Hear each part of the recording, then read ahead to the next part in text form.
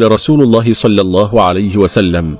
تجتمع ملائكة الليل وملائكة النهار في صلاة الفجر، فيجتمعون في صلاة الفجر فتصعد ملائكة الليل وتثبت ملائكة النهار، ويجتمعون في صلاة العصر فتصعد ملائكة النهار وتثبت ملائكة الليل، فيسألهم ربهم: كيف تركتم عبادي؟ فيقولون: أتيناهم وهم يصلون وتركناهم وهم يصلون فاغفر لهم يوم الدين. فصلاة الفجر هي الصلاة الوحيدة المكونة من ركعتين فقط، والحكمة من ذلك أن الله تعالى لما فرض على رسوله صلى الله عليه وسلم الصلوات الخمس ليلة الإسراء، ثم نزل إلى الأرض وصلى به جبريل عليه السلام عند البيت،